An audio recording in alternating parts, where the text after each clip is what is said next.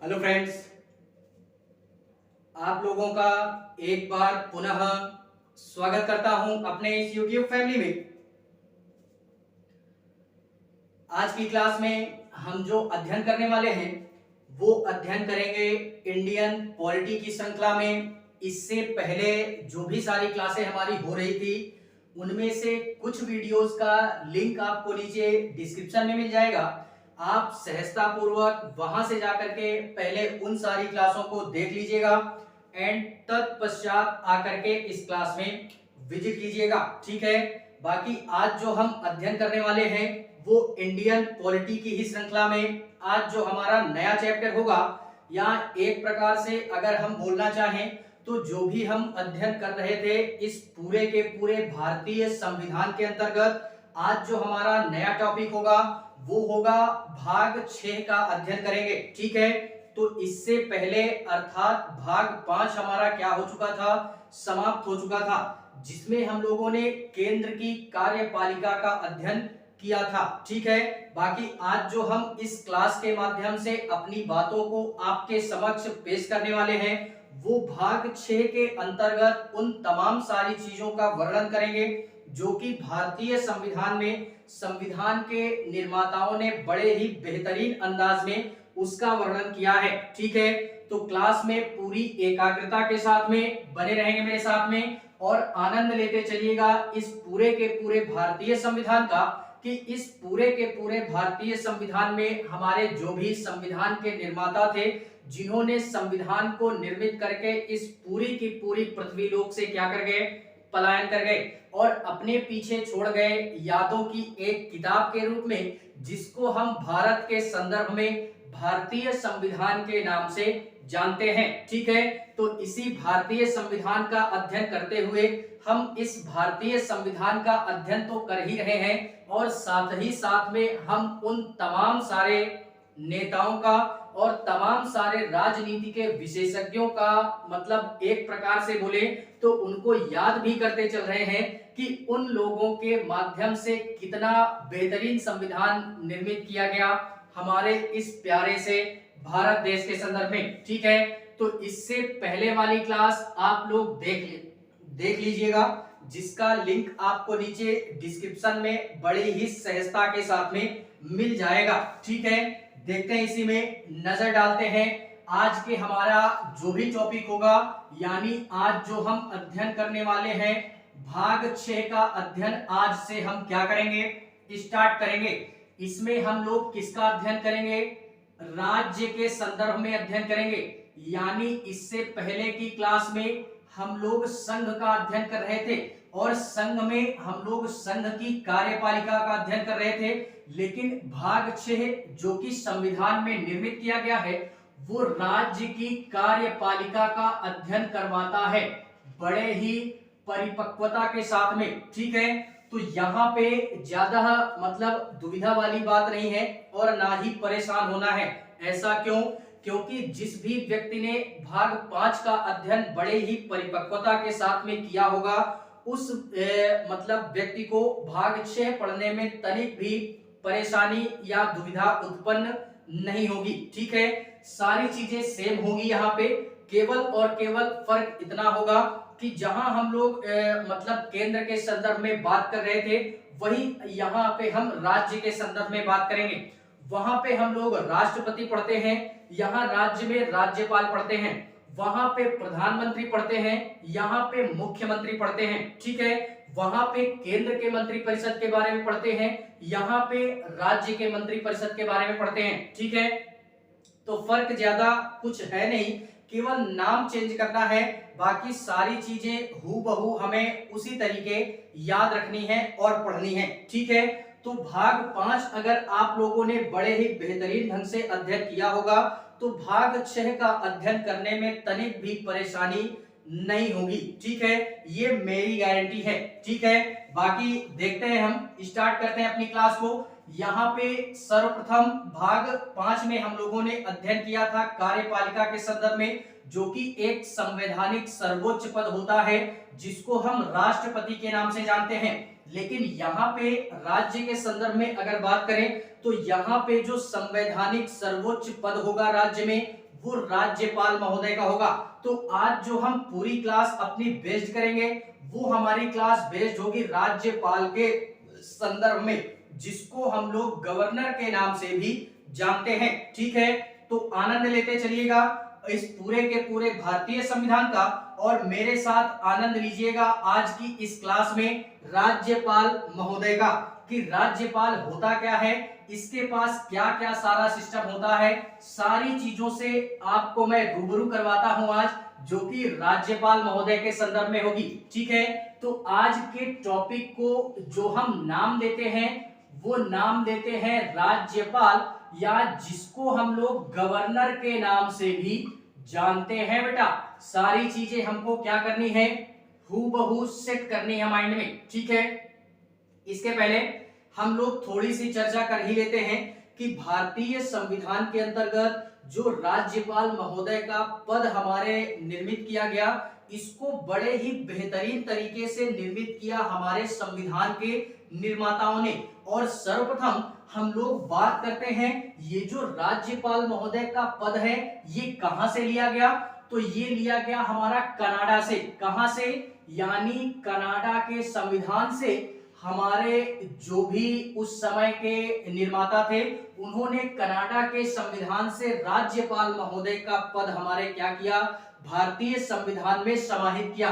ठीक है, तो इसको भी हमने क्या करना है, याद रखना है। और राज्यपाल होता क्या है, तो राज्यपाल पूरे राज्य का हमारे सर्वोपरि एक प्रकार से बोले तो मुखिया होता है, वो भी औपचारिक रूप से। औपचारिक से क्या तात्पर्य है, औपचारिक से तात्पर्य यह है कि सारा कार्य जो राज्य का होता है वो करते मुख्यमंत्री जी हैं, लेकिन नाम जो होता है वो राज्यपाल महोदय का होता है। ठीक है, यानी कार्य तो करेंगे मुख्यमंत्री जी और नाम किसका होगा, वो होगा राज्यपाल महोदय का। जैसे कि हम लोगों ने केंद्र में अध्ययन किया कि सारा जो भारत देश के संदर्भ में जो भी सारा कार्य करेंगे वो प्रधानमंत्री महोदय के मतलब नेतृत्व में किया जाता है, लेकिन नाम किसका होता है, वो नाम होता है राष्ट्रपति महोदय का। ठीक है, यानी राष्ट्रपति महोदय हस्ताक्षर वगैरह करके उसको क्या करते हैं, सारी चीजें सेट करते हैं। तो जस्ट उसी प्रकार सेम टू सेम ये भी है, केवल हमको कंपैरिजन करते जाना है कि केंद्र में क्या था और राज्य में क्या था। ठीक है, इसी कारणवश मैंने पहले ही बोला क्लास की स्टार्टिंग में कि जिस भी व्यक्ति के द्वारा भाग 5 का अध्ययन किया गया होगा वो भाग 6 समझने में अपने आप को क्या करे, एक परिपक्व बालक के रूप में महसूस करे। ठीक है, और भाग 5 अगर पढ़ लिया होगा तो स्वयं की अपनी बौद्धिक क्षमता भी विकसित हो चुकी होगी, जिसको अभी पढ़ने के पश्चात में और एक बेहतरीन लेवल की बौद्धिक क्षमता विकसित होगी स्वयं की। ठीक है, तो ये कनाडा के संविधान से लिया गया राज्यपाल महोदय का पद, और भारतीय संविधान में इसका जो जिक्र मिलता है हमें, वो कहां से मिलता है, तो वो जिक्र मिलता है अनुच्छेद कहां से मिलता है, ये 100 हम लोगों ने कहां तक का अध्ययन किया था केंद्र में, हम लोगों ने अध्ययन कर लिया था 151 तक का, अर्थात जो भी हमारा कैग का प्रावधान था वहां तक का अध्ययन हम लोगों ने किया था। ठीक है, तो जो राज्यपाल महोदय के संदर्भ में बात करनी है वो 152 से लेकर के 237 के मध्य में जितने भी हमारे अनुच्छेदों का प्रावधान मिलता है वो हमारा राज्य के संदर्भ में, या राज्य के संदर्भ में हमको इतने सारे आर्टिकल पढ़ने हैं भाग 6 के अंतर्गत। ठीक है, जिसमें से अब हम लोग चर्चा करेंगे एक एक करके अनुच्छेदों के माध्यम से कि राज्यपाल महोदय के संदर्भ में क्या प्रावधान हमारे भारतीय संविधान में किया गया है। ठीक है, तो इसमें हम लोग नजर डालते हैं बाकायदा एक एक अनुच्छेदों पर कि क्या प्रावधान मिलता है राज्यपाल महोदय के संदर्भ में। इससे पहले देखते हैं हम लोग अनुच्छेद 152 की बात करते हैं। अनुच्छेद 152 क्या मतलब प्रावधान करता है बेटा, तो इसमें बात की गई है, किसकी बात की गई, बात की गई है राज्य की परिभाषा के संदर्भ में, यानी राज्य की परिभाषा का प्रावधान मिलता है। अब राज्य की परिभाषा बोले तो क्या बेटा, राज्य की परिभाषा का प्रावधान ये मिलता है कि जो भी हमारा राज्य होगा वो कैसा होगा, कैसे इसका निर्माण किया जाएगा और राज्य के अंतर्गत किन किन सारी चीजों का प्रावधान किया जाएगा। इसका हमको जिक्र कहां पे मिलता है? तो ये जिक्र जो हमने मिलता है वो अनुच्छेद 152 के मध्य में ये हमको देखने के लिए मिल जाता है। और अभी तक हम लोगों ने 152 तक के अनुच्छेदों का जिक्र किया। तो यार ये जो राज्य शब्द आता है ये हमको 3 अनुच्छेदों में अब तक देखने के लिए मिल गया होगा। कहां कहां पे? एक अनुच्छेद 12 के संदर्भ में, एक अनुच्छेद 37 या 38 के संदर्भ में, सॉरी 36 के संदर्भ में, और एक आर्टिकल हमको मिला अनुच्छेद 152 के संदर्भ में। ठीक है, तो तीनों ही अनुच्छेदों को हमको क्या करना है? पकड़ करके रखना है। ये पूरे राज्य के संदर्भ में बताता है और जो 36 वाला है वो सरकार के राज्य के बारे में बताता है। ठीक है, और जो 12 के मध्य में है वो हमारा वो भी राज्य के संदर्भ में ही बताता है, अर्थात स्टेट के बारे में बताता है।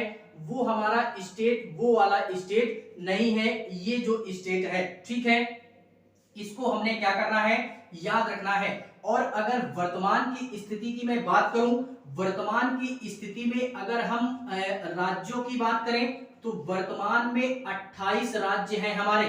कितने राज्य हैं? 28 राज्य हैं, जिसमें से इससे पहले हमारा जम्मू और कश्मीर जो था वो भी एक राज्य का दर्जा अपने आप में पेश करता था, लेकिन जब से उसको केंद्र शासित प्रदेश अर्थात आर्टिकल 370 जब से लागू हुआ वहां पे, अर्थात अनुच्छेद 370 वो धारा 370 हटाई गई वहां से, तो उसको राज्य का दर्जा समाप्त करके उसको भी एक केंद्र शासित प्रदेश के रूप में पेश कर दिया गया भारत के मैप में। ठीक है, तो हमको याद रखना है वर्तमान में कितने राज्य हैं हमारे? 28 राज्य हैं। और केंद्र शासित प्रदेशों की बात अभी हम नहीं करेंगे।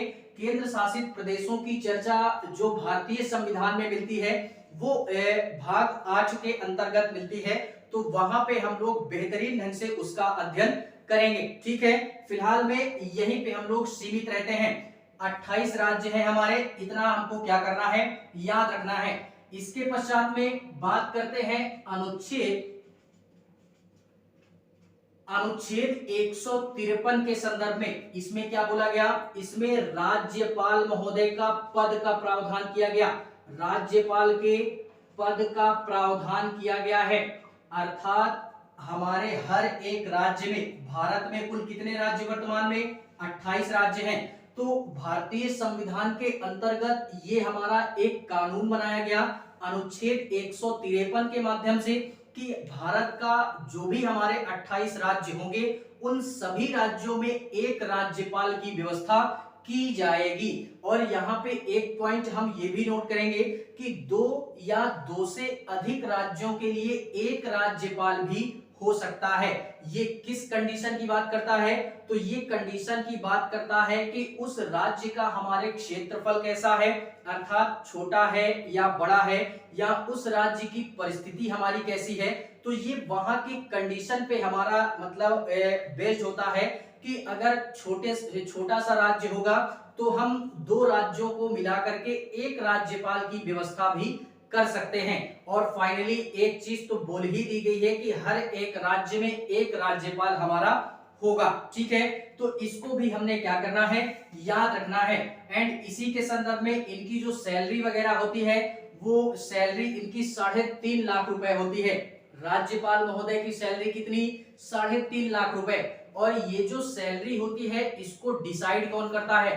तो राष्ट्रपति महोदय इनकी सैलरी को क्या करते हैं?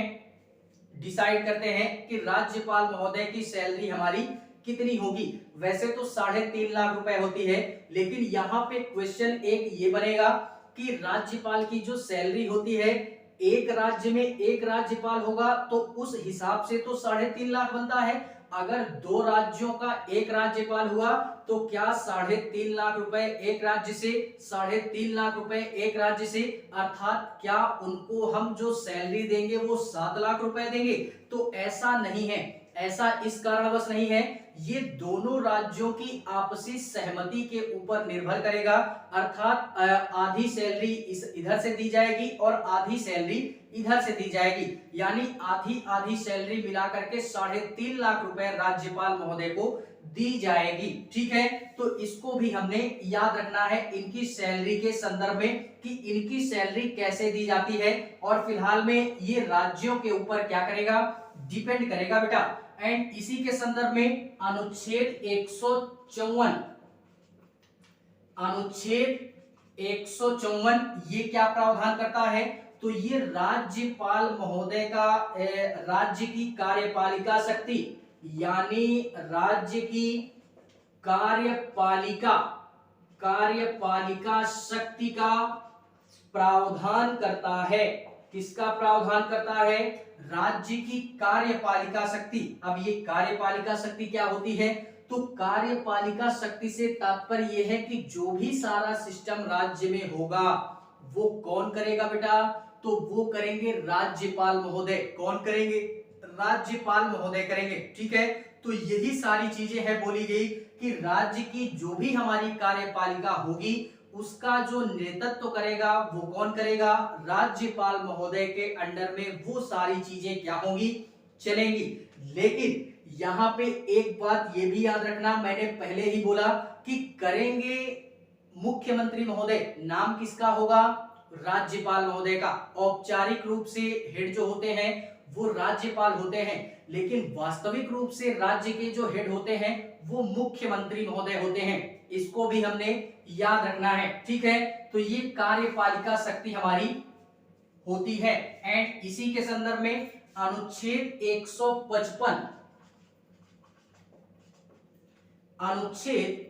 155 क्या प्रावधान करता है, 155 क्या बोलता है, 155 बोलता है राज्यपाल महोदय की नियुक्ति के संदर्भ में। किसके संदर्भ में, यानी नियुक्ति का प्रावधान किया गया है, नियुक्ति का प्रावधान किया गया है। अब ये नियुक्ति कौन करेगा, तो एक प्रकार से ये चीजें याद रखिएगा कि राज्यपाल की जो नियुक्ति होती है वो राष्ट्रपति महोदय के द्वारा होती है, और राष्ट्रपति महोदय प्रधानमंत्री की सलाह से राज्यपाल की नियुक्ति करते हैं। बेसिकली एक पॉइंट यहाँ पे ये नोट कीजिएगा कि जो राज्यपाल होते हैं, या ये जो राज्यपाल नामक पद जो बनाने का उद्देश्य था संविधान के निर्माताओं का, उनका केवल और केवल एक ही उद्देश्य था कि राज्य और केंद्र के बीच में एक हमारा व्यवस्थित ढंग से प्रशासन का संचालन हो सके, राज्य और केंद्र के बीच में एक अच्छी बॉन्डिंग बन सके,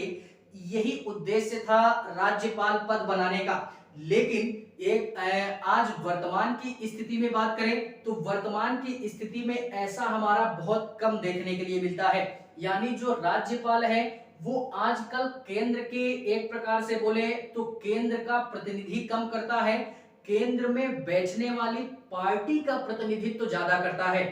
बातों को समझना मेरे, ठीक है, बातों को क्या समझेंगे कि पद बनाने का उद्देश्य ये था कि जो हमारा राज्यपाल होगा वो केंद्र का प्रतिनिधित्व करेगा, अर्थात केंद्र के प्रतिनिधि के रूप में वो राज्य में सारा कार्य करेगा और राज्य की सारी गतिविधियों से अवगत कराएगा केंद्र में। ठीक है, यानी राष्ट्रपति महोदय को। लेकिन आज वर्तमान में ऐसा देखने के लिए नहीं मिलता है। आज केंद्र में जो भी पार्टी होती है हमारी, वो फिलहाल में हम पार्टी का नाम नहीं लेंगे, वो जो भी पार्टी हो केंद्र में, ठीक है, तो केंद्र में जो भी पार्टी होती है हमारी, राज्यपाल महोदय उसका प्रतिनिधित्व करते हैं, ना कि केंद्र का प्रतिनिधित्व करते हैं। और जाहिर सी बात है यार, वो पार्टी का प्रतिनिधित्व क्यों ना करें, अगर पार्टी का प्रतिनिधित्व नहीं करेंगे तो फिर उनको राज्यपाल नियुक्त नहीं किया जाएगा, उनको उनके पद से हटा दिया जाएगा। अर्थात जो भी हमारी पार्टी केंद्र में है, अगर उनके विरुद्ध राज्यपाल महोदय कार्य करेंगे तो फिर राज्यपाल महोदय को उनकी पार्टी से निरस्त किया जा सकता है। इसी कारणवश वर्तमान में आज ये तमाम सारी परिस्थितियां देखने के लिए मिलती हैं। और फिलहाल में एक प्रकार से बोले तो हमारे भारत की प्रथम महिला राज्यपाल जो थी वो उत्तर प्रदेश की थी, जो कि जिनको हम सरोजिनी नायडू के नाम से जानते हैं, ये उत्तर प्रदेश की प्रथम महिला राज्यपाल थी। ठीक है, और इनके द्वारा ये बोला गया कि राज्यपाल जो होता है ये सोने के पिंजरे में बंद एक तोता होता है। ठीक है, तो इसको ये कथन याद रखिएगा और मेंस की राइटिंग में इन्हीं सारे कथनों पे हमको नंबरिंग मिलती है। ठीक है, तो सरोजिनी नायडू जी का कथन क्या था राज्यपाल महोदय के संदर्भ में? उनका कथन ये था कि जो भी हमारा राज्यपाल है वो एक प्रकार से सोने के पिंजरे में बंद एक तोता है, अर्थात उसको कई सारी चीजों की सुविधा तो मुहैया कराई गई है, लेकिन फिर भी वो अपने आप में स्वतंत्र नहीं है, वो बंद सोने के पिंजरे में बंद एक तोता है। ठीक है, तो ये सारी चीजें हमने याद रखनी है। और फिलहाल में एक कथन यहाँ पे सुप्रीम कोर्ट के द्वारा ये दिया गया, जो कि सीबीआई के संदर्भ में दिया गया, क्राइम ब्रांच के संदर्भ में, वो ये दिया गया कि पिंजरे में बंद एक तोता किसको कहा सुप्रीम कोर्ट ने? वो कहा सीबीआई को। लेकिन सोने के पिंजरे में बंद एक तोता है ये किसको कहा गया? ये राज्यपाल महोदय को कहा गया। किसने कहा? सरोजिनी नायडू जी ने कहा। सरोजिनी नायडू थी कौन? तो ये हमारे भारत की प्रथम महिला राज्यपाल थी, जो कि उत्तर प्रदेश की थी। ठीक है, इसको हमने क्या करना है? याद रखना है। तो नियुक्ति कौन करेगा? राष्ट्रपति महोदय। किसकी सलाह से? प्रधानमंत्री की सलाह से राज्यपाल महोदय की नियुक्ति राज्य में की जाती है। ठीक है, ये हुआ नियुक्ति के संदर्भ में। एंड इसी के पश्चात में बात करते हैं अनुच्छेद 156 की। अनुच्छेद 156 क्या प्रावधान करता है? अनुच्छेद 156 प्रावधान करता है कि राज्यपाल महोदय की जो भी सारी हमारी एक प्रकार से बोले तो ये कार्यकाल का प्रावधान करता है। यानी एक प्रकार से बोले तो राष्ट्रपति महोदय का कार्यकाल या पद अवधि का प्रावधान करता है। अब मेरे शेरों, अगर हम बात करें तो राज्यपाल महोदय का जो कार्यकाल होता है ये फिक्स नहीं होता, ये फिक्स नहीं होता है। राज्यपाल महोदय को केंद्र के सरकार जब भी चाहेगी वो अपनी इच्छा के अनुसार किसी भी राज्य में राज्यपाल को नियुक्त कर सकती है। और जब केंद्र का हमारा अगर मन हो गया कि ये राज्यपाल सही नहीं है, इस राज्य में अच्छा खासा प्रतिनिधित्व राज्यपाल हमारे अनुसार नहीं कर रहा, तो उस राज्यपाल को उसके पद से क्या किया जा सकता है? निरस्त किया जाता है या हटा दिया जाता है। ठीक है, तो एक प्रकार से बोले राज्यपाल महोदय की जो भी हमारे कार्यकाल या पद अवधि होती है ये फिक्स नहीं होता, ये राष्ट्रपति महोदय के प्रसाद पर्यंत होते हैं। अर्थात राष्ट्रपति महोदय की जब तक इच्छा होगी वो किसी भी राज्यपाल को किसी भी राज्य में नियुक्त कर सकते हैं, और जब उनकी इच्छा नहीं होगी तो वो उस पद से अर्थात राज्यपाल के पद से उस व्यक्ति को क्या कर सकते हैं? हटा सकते हैं। और ये जो सारा कार्य होगा वो प्रधानमंत्री जी के सलाह पर होगा। अभी हम लोगों ने जिक्र किया कि राज्य में सारी चीजें देखते हैं मुख्यमंत्री जी और नाम होता है राज्यपाल का। जस्ट उसी प्रकार से केंद्र में सारा चीजें देखते हैं प्रधानमंत्री जी, नाम होता है किसका? राष्ट्रपति महोदय का। ठीक है, तो इसी कारणवश बोला गया कि राष्ट्रपति महोदय के प्रसाद पर्यंत ये होते हैं। ठीक है, तो इनकी कार्यकाल से संबंधित हमको ये अनुच्छेद 156 याद रखना है। इसी के पश्चात में बात करते हैं अनुच्छेद 157 की। किसकी बात करते हैं? अनुच्छेद 157। अनुच्छेद 157 योग्यता का प्रावधान करता है। अनुच्छेद 157 किसका प्रावधान करता है? योग्यता का प्रावधान करता है। राज्यपाल महोदय की योग्यता क्या होनी चाहिए? अर्थात किसी भी व्यक्ति को अगर राज्यपाल बनना है तो उसके अंदर क्या क्या एबिलिटी, क्या क्या योग्यताएं होनी चाहिए, तो इसको देखते हैं। सर्वप्रथम अगर किसी भी व्यक्ति को राज्यपाल बनना है तो वो भारत का नागरिक होना चाहिए। भारत का नागरिक अगर कोई भी व्यक्ति है तो वो राज्यपाल बन सकता है। एंड इसी के संदर्भ में योग्यता में और याद रखें, लाभ के पद पर नहीं होना चाहिए। अर्थात किसी भी गवर्नमेंट जॉब में नहीं होना चाहिए। एंड इसी के पश्चात में गवर्नमेंट जॉब के पश्चात में अगर उसको मतलब जिस भी राज्य का राज्यपाल बनाया जा रहा है वो उस राज्य का निवासी नहीं होना चाहिए, यानी जिस भी राज्य में उसको नियुक्त किया जाना है उस राज्य का वो निवासी नहीं होना चाहिए। अर्थात कहने से तात्पर्य यह है कि अगर किसी भी व्यक्ति को उत्तर प्रदेश का राज्यपाल अगर नियुक्त करना है तो वो व्यक्ति हमारा उत्तर प्रदेश का निवासी नहीं होना चाहिए। ऐसा क्यों? ऐसा इस कारणवश कि मान लो अगर उत्तर प्रदेश में ही वो बंदा पैदा हुआ और उत्तर प्रदेश में ही उसको राज्यपाल नियुक्त किया गया तो यार उत्तर प्रदेश में उसके काफी सारे हमारी रिश्तेदारियां होंगी, नातेदार रिश्तेदार भाई भतीजावाद ज्यादा होने लगेगा, जो कि पूरे राज्य का सर्वोच्च पद होता है राज्यपाल।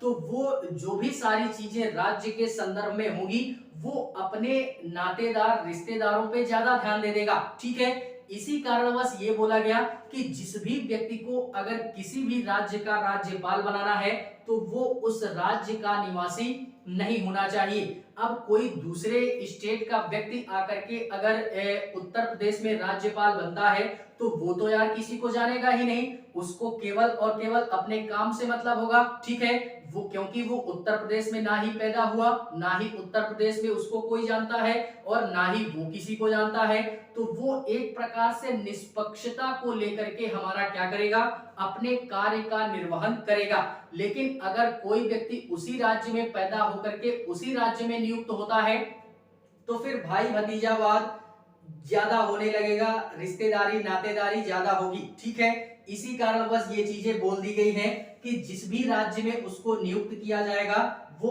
उस राज्य का निवासी नहीं होना चाहिए।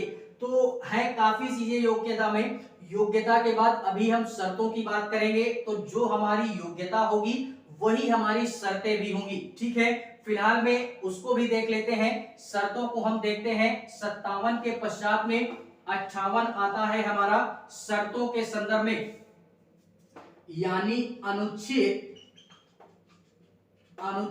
158 क्या प्रावधान करता है? ये शर्तों का प्रावधान करता है कि राज्यपाल का पद अगर किसी भी व्यक्ति को राज्यपाल बनना है तो उसके लिए क्या क्या शर्तें होनी चाहिए किसी भी व्यक्ति के अंदर।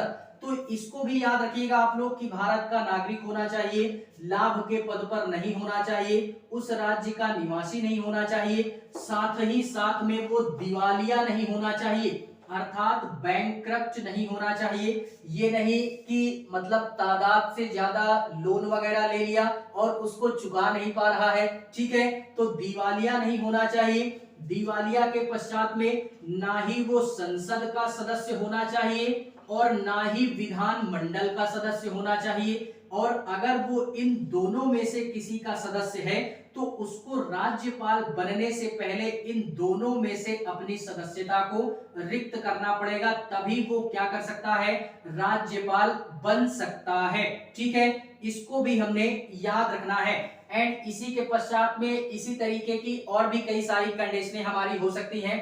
दिवालिया नहीं होना चाहिए, संसद या विधानमंडल का सदस्य नहीं होना चाहिए, भारत का नागरिक होना चाहिए। इसी तरीके सारी चीजें देख लीजिएगा आप लोग। फिलहाल में जो हमने राष्ट्रपति महोदय के संदर्भ में पढ़ी वही सारी चीजें यहाँ पे भी अध्ययन करना है।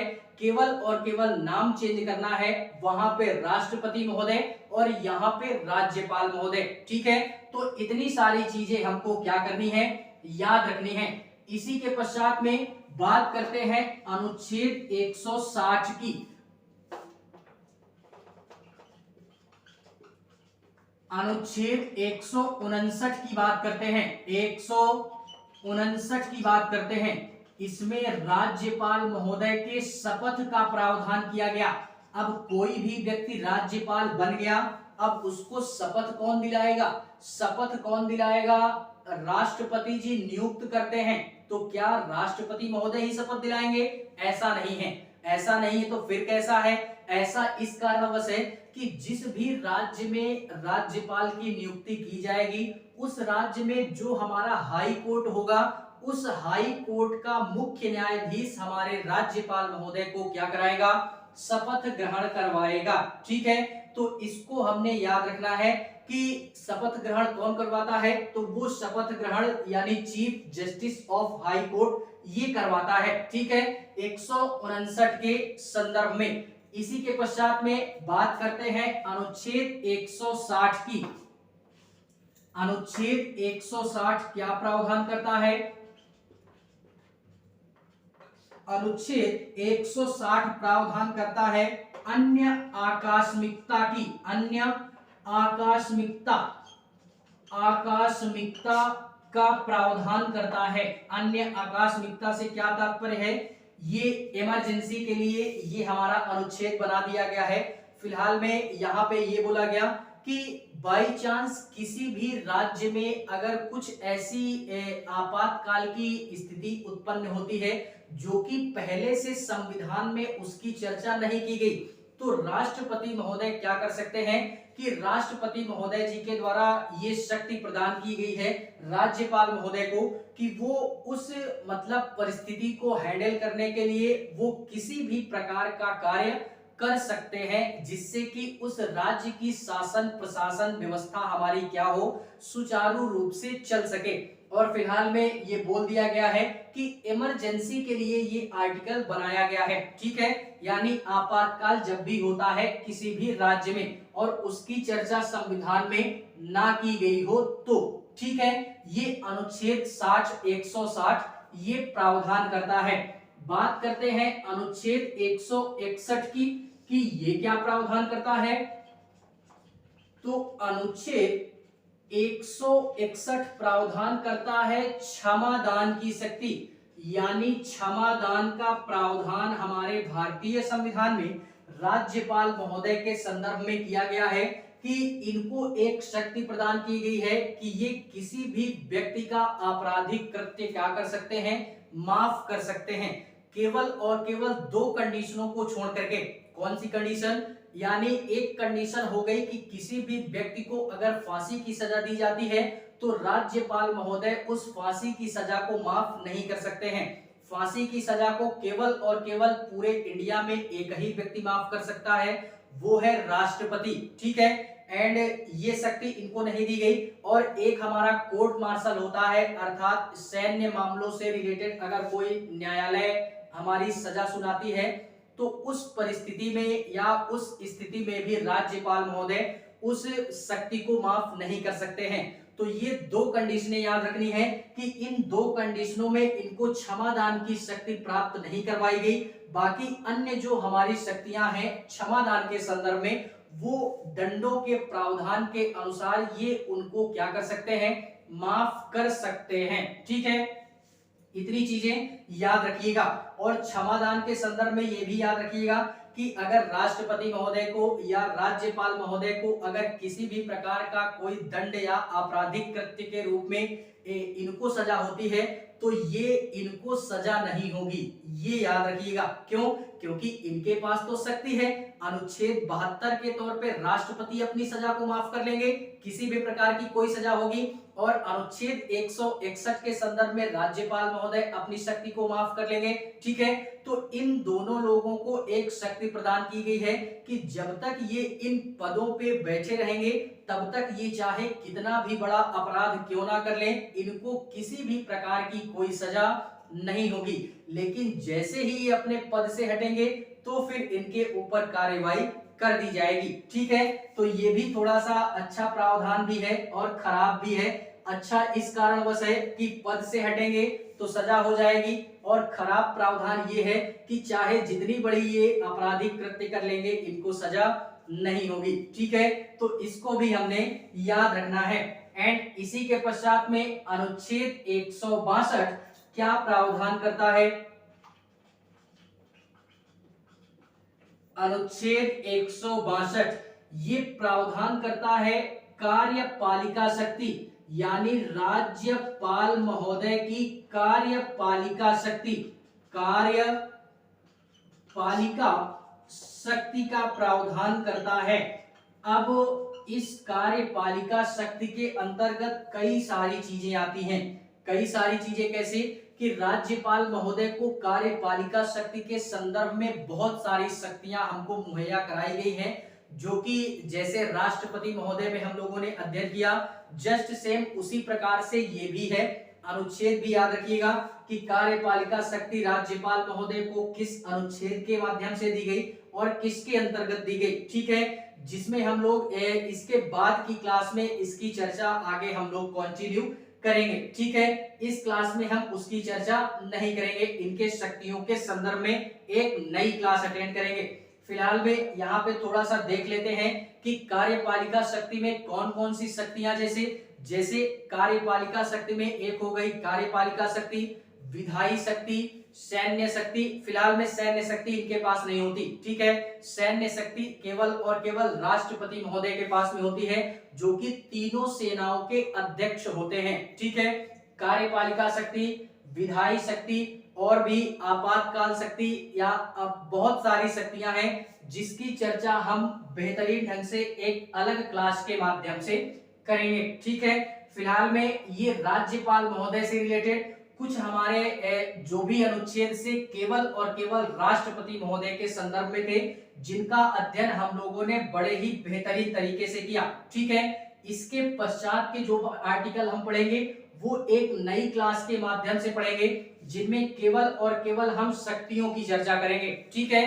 तो फिलहाल में ये था आज के लिए केवल और केवल राज्यपाल के संदर्भ में। इनकी एक चीजें और याद रखिएगा कि जब नियुक्ति होती है तो नियुक्ति राष्ट्रपति महोदय, तो त्याग पत्र किसको, त्याग पत्र भी राष्ट्रपति महोदय को ही ये अपना देंगे, ठीक है।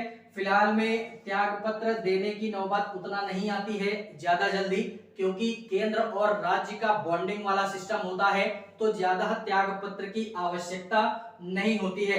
लेकिन ज्यादा अगर हलचल वाली बात होगी राज्यपाल महोदय के संदर्भ में, तो फिर इनको प्रसाद प्रयत्न तो होते ही है और इनको फिर कह दिया जाता है बेटा आपका काम समाप्त हुआ, आप इस पद को छोड़ दीजिए, ठीक है। तो इसको भी हमने क्या करना है, याद रखना है। फिलहाल में राज्य से रिलेटेड ये सारी चीजें थी जो कि राज्यपाल महोदय के संदर्भ में थी। आज जो हमने जिक्र किया अनुच्छेद 152 से लेकर के 162 तक के आर्टिकलों का अध्ययन हम लोगों ने बड़े ही बेहतरीन तरीके से किया।